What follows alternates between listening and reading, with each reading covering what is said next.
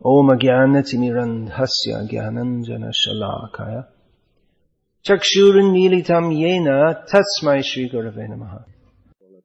We were just reading in the verse this morning, the first word of the verse. Can anyone remember? Sanskrit, samaha, which means equal. Yeah. So the Supreme Lord, he deals with others, with everyone equally. That was the point. And such equal vision is also mentioned in the Bhagavad Gita. Particularly, there not only in one place, but there is one particular verse which describes this. Does anyone know that verse? Okay, give the translation. Say it out loud and check. Translation? You can say it in Czech. Say it in Czech. It's easier for you and everyone can understand. Gavi means cow. Hastini. Ashi means female, in the village sense. Hastini. Shuni means shvapaka, one who cooks dogs. Naturally it means they also eat them. Pandita samadarshanaha. A pandit, a learned person, sees equally. Sees them all equally. So, Prabhupada, he gave some pragmatic insights on this. That although we see all living beings equally, we don't embrace a tiger. Spiritually all are equal. But materially, according to the different kinds of bodies and mentality that go with them, there are differences, and difference ipso facto means inequality. I mean, inequality by that fact alone, by just the very inequality means it's how's another way of saying, axiomatically means that it's different. If everything's so equal, then why don't they just pull the street sweeper off the street and make him a heart surgeon? There's a difference in training and probably in ability also. I mean, you can't make everyone a heart surgeon. Sometimes Prabhupada was asked about women's equality, and he said, you cannot be equal. He said, there's no question, you cannot be equal. He said, because you are different, you have to bear the baby, and then you become dependent. Because you have to look after the baby and you require a man to provide your income, provide your means of livelihood. Now, of course, in the modern age they have government, the government gives money and this, but Prabhupada said that either you have to abort the child, in which case you become involved in sinful activities, or you become dependent upon a man, or you become dependent upon the government. So Prabhupada pointed out that this physical difference leads to a difference in status also. Prabhupada said that a 16-year-old boy can travel all over the world by himself. I know from the age of 13 I started traveling alone all over the place. But as Prabhupada pointed out that a girl of 16 is in a very dangerous position. She cannot do that. A girl of the same age. So there are differences, and the differences lead to different duties, and that brings inequality. One who is more qualified has more rights. Just like someone who's qualified as a heart surgeon has the right to perform heart operations. One who's not qualified doesn't. Now we may say, well, everyone has got the equal right to try to become a heart surgeon. But then again we see that there's never complete equality in society, despite all attempts to try and bring it in artificially. Despite all attempts, for instance, to, not all attempts, but some kind of cosmetic attempts to. But anyway, we can say that, for instance, the black people in America have theoretically equal opportunity to do the same thing as the white people. But still we see that black people haven't achieved equal opportunities. There's still no question of either of the political parties choosing a black candidate in the presidential race because they know he's going to lose. So for whatever reason may be there, or they didn't put a woman up either, for that matter, because they're not confident, that they think that, they still think it's not, we can't put a woman in because they'll lose. So, theoretically there's equality, but practically there's always difference due to social background, different financial background, different intelligence. There's so many factors which among people which gives some advantage over others. So Vedic society doesn't even attempt to say that everyone is equal on the material platform. Rather, it recognizes the differences and organizes society according to those differences, to give everyone the maximum opportunity to advance towards the goal of life, namely Krishna consciousness, according to their ability to do so. It's not even that everyone has equal ability to become Krishna conscious. Intrinsically, yes, everyone has the same ability. But still, it's expected, for instance, that those who are born in a very pious Brahmin family, they have more chance of doing so.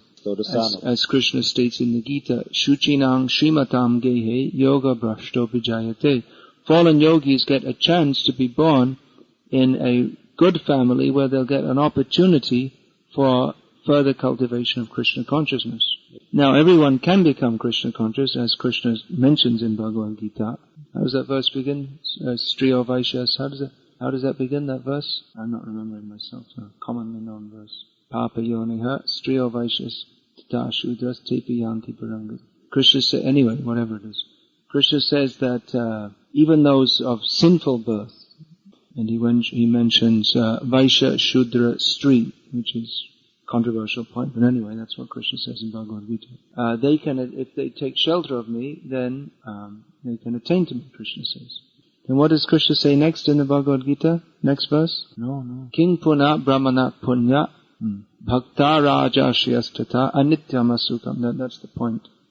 That then Krishna says, then what to speak of the kings, the righteous kings who are devotees and brahmanas, then if even the Papa Yoni, the sinfully born, can attain me, then what to speak of the pious kings and brahmanas, then certainly they should be able to. In other words, they are more expected to become Krishna conscious. The Shastra states that India is the best place for becoming Krishna conscious. People born in India are supposed to be having a better opportunity to be Krishna conscious.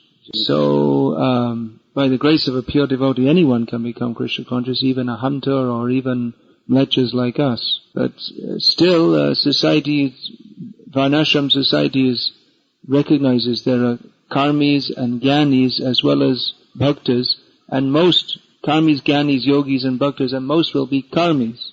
So there are different Vedic injunctions which recognize the differences between all these different groups. And it's not that all are considered equal. Modern society has voting everyone has a vote, everyone has an equal right to vote. But the whole modern economy is so complex and society is complex. What does the drunkard woman over the road with her dogs know about all these things? She's drunkard, but she looks like that. People in this country are very much into dogs, is it? They like dogs a lot? So everyone has an equal vote. This is a ridiculous system. And what happens is that you have to have some good-looking guy like Bill Clinton stand as a candidate, because how's he going to get the votes otherwise? If he's some ugly guy who knows how to manage, that doesn't matter. There has to be some good-looking guy. That's the main thing. There was an analysis after the presidential election in, was it 62 or 63, when John F. Kennedy got in the tightest ever presidential election. He got in ahead of Richard Nixon. Kennedy won and Nixon got in later after Kennedy was shot dead. So it was analyzed that Nixon, he had a thick beard, he had to shave twice a day. So on the last day he was so busy campaigning that, he didn't shave the second time, and then so many women saw and thought, well, that doesn't look very nice, and then they voted for Kennedy, and that's how he won the election. Would have been better if he hadn't won it, he might have been still alive now. But anyway, it just shows the ridiculous basis on which people vote. I mean, this Ronald Reagan, he got in, he used to be a movie actor, that's how he got in. He was good at saying theatrical lines. I saw some quotation from Clinton in some speech he made. Now we have to look forward to the new America in which all are working for the benefit of all. I mean, it just went on and on saying all these things which sound great, but they have no meaning whatsoever. Just empty slogans. We have to work for the new America. What does it mean? You think about it, what does it mean? It doesn't mean anything. So this equality just means rule by the Shudras and lower than Shudras. Vedic society means that it should be guided by those who are competent to guide, namely the Kshatriyas under the direction of the Brahmanas. And they have duty to guide, but they also have very heavy responsibility. They have privileges also. It's not that all are treated equally. But with that privilege goes responsibility. In the modern age, everyone is, our rights. Everyone is saying, we have our rights.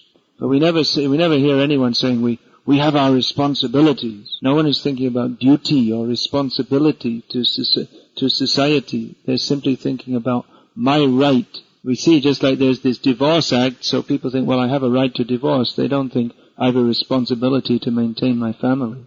Because they think that the goal of life is to enjoy sense gratification. And, well, if you don't like your wife, just divorce her, that's all, or vice versa. So the goal of life is to enjoy.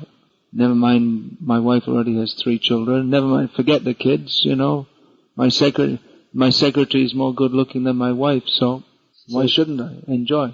It's my right. So there are so many wrong ideas being propagated. And it's impractical also. You see, just like if you want to have equal rights for everyone in every situation, it's very impractical.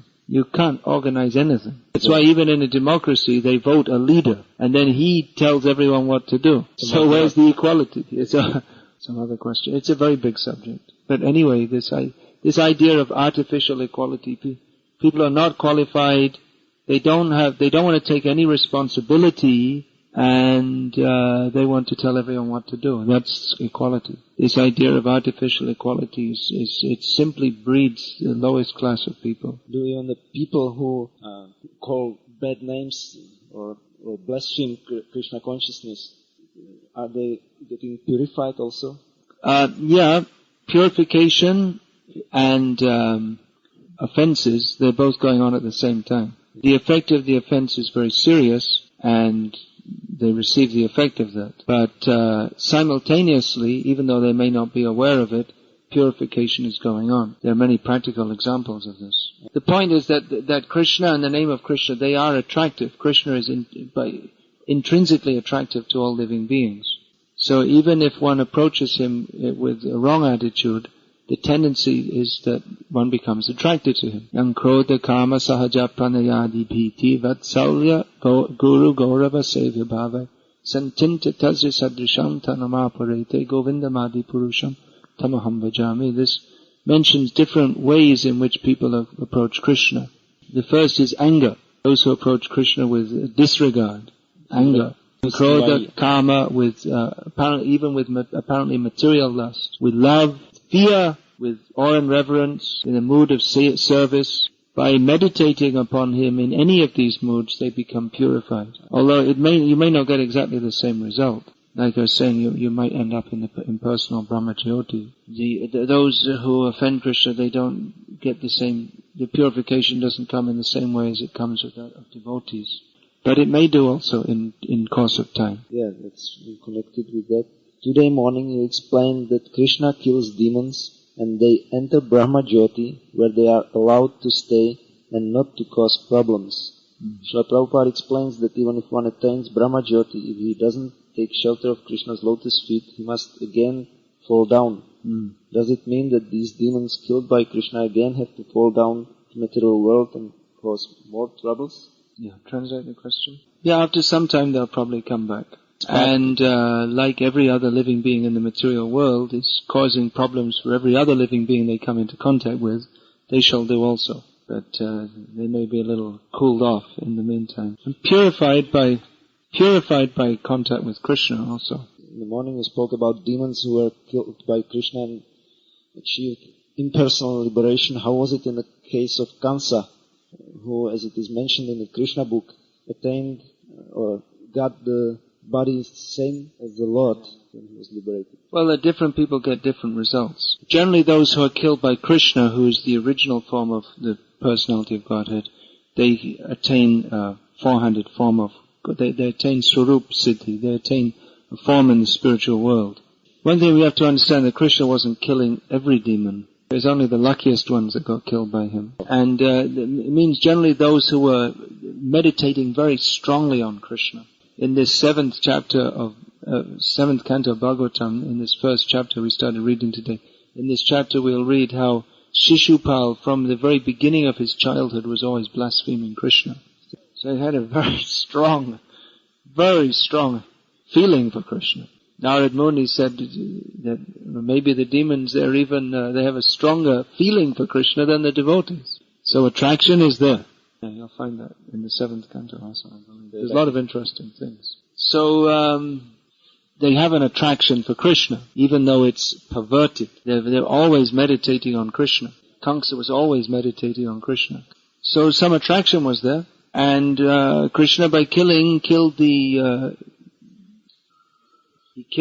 he took away all the offenses. So when that meditation on Krishna is, when the offensiveness is removed, then one's original feelings for Krishna can awaken. And one becomes qualified by His grace to go to the spiritual world. But it's not recommended to try to go back to Godhead that way. It's a risky path. You're more likely to end up in hell. Better to chant Hare Krishna and try to develop love for Krishna. I see there's some question here. Srimad Bhagavatam 5:13 something.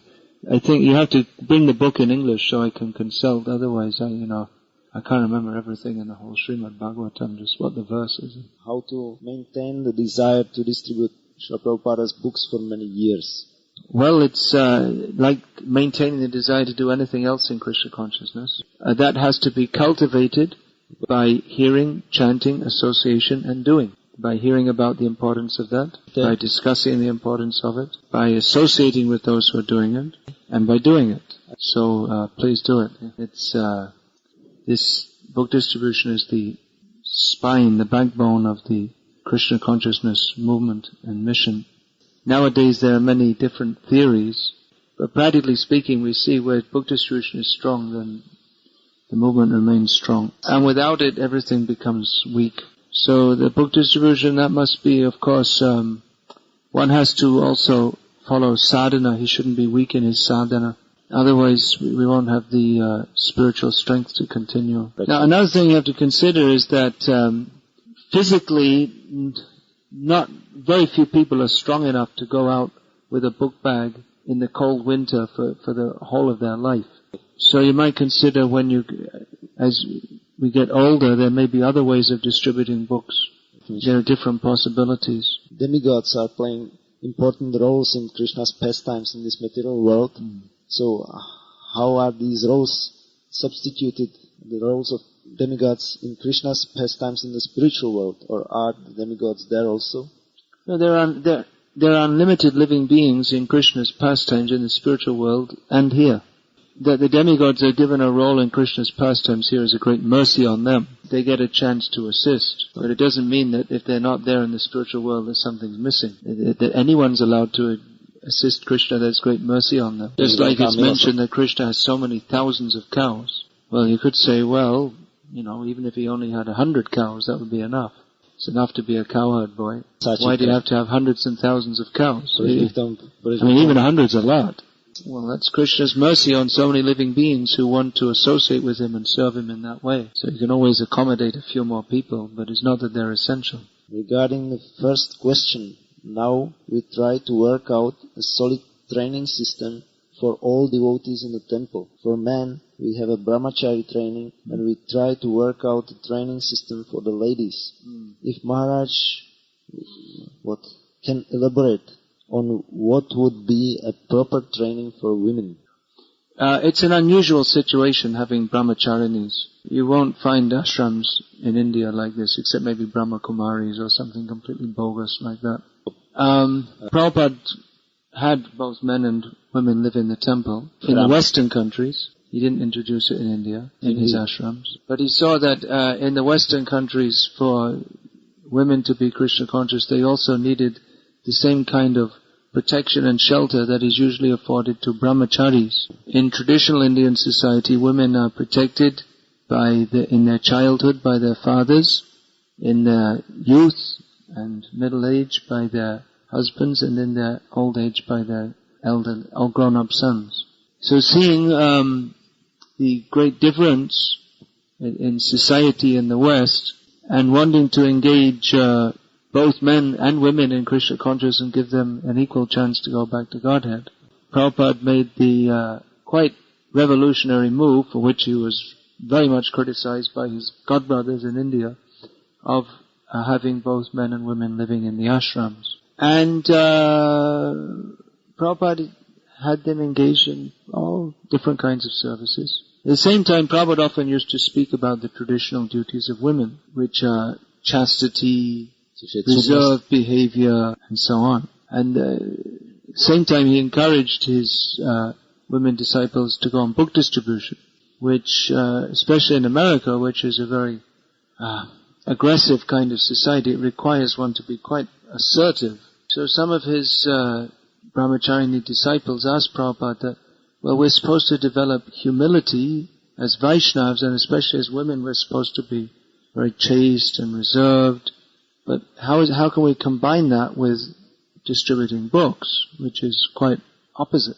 So Prabhupada said, you be aggressive for Krishna. But I've seen that many of those Matajis, then later they got married, and because they're very serious devotees, they made very good wives according to the prescription given in Shastra. So Prabhupada said that the children of our devotees, he said the young boys, they should go to Gurukul, and the young girls, they should be trained at home in reading and writing, so they can read my books. Prabhupada said that's all the education they need. That for the boys also, he said that the main education is you read my books. Life would be so wonderful if that's always studied.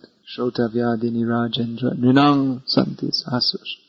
We have so many things to discuss. Apashyatam Atma Tattvam Griheshu Grihamedina. But we're not concerned with Atma Tattva, the knowledge of the soul. Therefore we end up as materialists. So anyway, Prabhupada said that the main thing they should be trained in are, they should be trained to be very chaste and devoted to their husband, whoever he may be, which in future, that spirit should be imbibed in them. And he said they should be trained to be first-class cooks, which is a very essential function actually. Now you see people come in from work, they take something out of the fridge, they put it in the microwave, there's no flavor or nutrition, and there's no love either. See, if the wife and mother, she's cooking for the family, it's an expression of her love. But if she just, like that, she gets something out of the fridge, just stick it in the microwave and, where's the love? They have a can of, in the fridge they have the half-used can of baked beans next to the dog food, and so it's actually a very, womanly nature is supposed to be trained to be very sympathetic and affectionate, loving, all these things. And it's essential for children. If they don't grow up with that, then they end up like, people today. And women are also supposed to be a shelter for the husband when he comes in from the harsh outside world. If he comes home to a harsh home also, then he may react harshly, and then, divorce, wife beating, and all these kinds of things. So, at the present, the training for all devotees is to be Krishna conscious by hearing and chanting about Krishna and serving Krishna. But that will be, as you're asking specifically about the duties of women, if they can be trained like that, to be submissive, affectionate, loving wives and mothers, dutiful also. And if the brahmacharis are also trained to be dutiful, that you have your duty as a brahmachari, and then if they get married, that sense of duty has to be carried into family life also, and they have to be trained in the duties of a householder, family man. And then that will be very good preaching for our grihastas. They live as ideal devotees. Because everyone is miserable, especially in the modern age. For so many people, home is just a place, it's a kind of convenient arrangement by a few people who are living together. But it's often so tense and unpleasant. And you go door to door in book distribution, see how people are suffering. Sometimes you open the door in the evening and the people, it's just like, you can feel waves of unhappiness coming out of the door. It almost knocks you over. People are just suffering so much. So, it doesn't have to be like that. It's a great job of our society to show people how to live like civilized human beings. We haven't much developed this, but at least among some people there is an increasingly growing need of a growing awareness of the need to develop culture, proper dealings between devotees. Fortunately, I'm saying unfortunately because I have a certain outlook. Other people may have a different opinion. I prefer to follow Guru, Sadhu and Shastra. But unfortunately, much of the awareness of the need to improve relationships within our movement has led devotees to investigate non-spiritually realized people's ideas and try to apply them within our movement. But actually everything is in Shastra. So it's better that we should follow the social roles outlined in Shastra. How exactly to apply them in the modern age may sometimes be, it may not be very clear exactly how to apply the roles in the modern age. We have a lot of work to do. However, developing social roles, that must be along the guidelines given by Guru, Sadhu and Shastra. The Western way of life and culture it's grown up out of atheism. Western values have developed on the basis of the theories of Darwin and Freud, especially, and many others, atheists and demons. Those ideas are that life is simply a combination of chemicals, therefore we should enjoy. No higher purpose in life. Or even if they believe in God, God His job is to fulfill our sense gratification. So if we are told to speak about the training of women as a class, then it should be according to the lines given by Srila Prabhupada, not something out of some karmic psychology book. Now we see that Prabhupada, he trained in two ways. He engaged women coming from the Western background in a manner that was it could be dovetailed with their present way of life and thinking. But at the same time, Prabhupada spoke very much about and indicated that he wanted to introduce more Vedic role models. Prabhupada spoke very strongly about this. Prabhupada said, independent woman means prostitute. Prabhupada's use of the word prostitute should also be understood.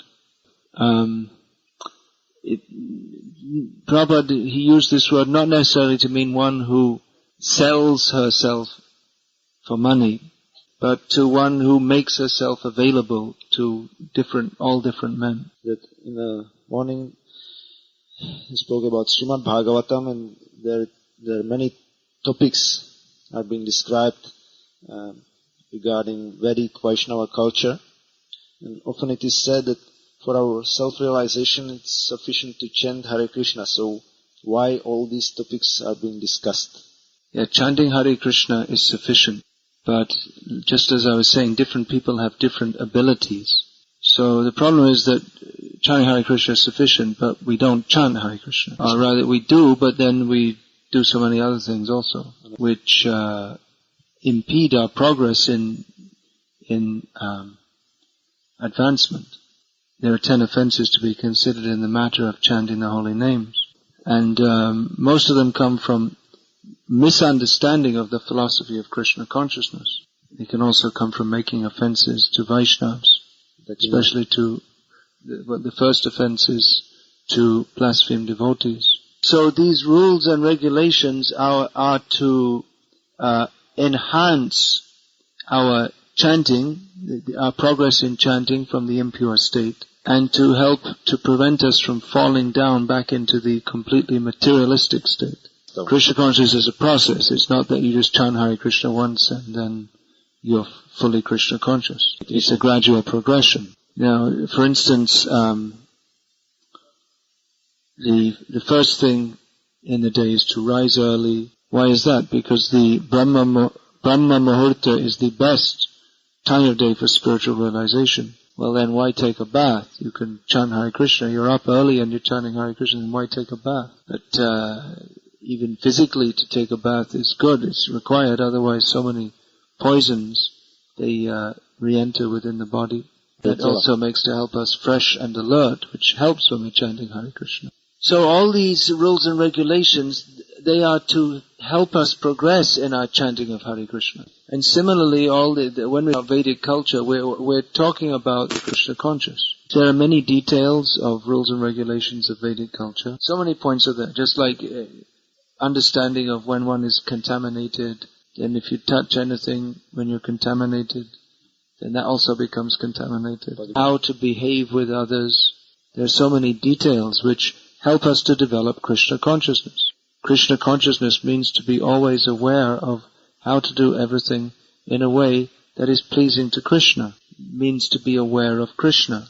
So we'll find so many rules and regulations in Vedic culture. Don't put books on the floor. For one who is Krishna conscious, he doesn't need such a rule because he won't do it. Because he knows this book is non-different from Krishna. It's sacred, actually. There's no question of putting it on the floor. So we need to be taught these things because we're not Krishna conscious. It all goes along with the chanting of Hare Krishna. Chanting Hare Krishna means to ask Krishna to engage us in his service. But we also need some training to know how to serve Krishna. We practically see that sometimes someone comes forward, they want to serve, they say they want to serve me. But if they don't know how to, then it becomes more of a disturbance than a help. They have to know, what I need doing and how I like things doing, how I like things done. So everyone requires training in how to act in such a way that Krishna will be pleased. And then we will get the actual result of chanting Hare Krishna. So now, Nitai and Navadip Chandra took rest, so we're told. So we're led to believe. Although, good chance they may be dancing all night anyway. Anyway, I think it's a sign for us also that we shouldn't disturb them, and we should all gravitate towards the horizontal position so we can get up early in the morning and chant.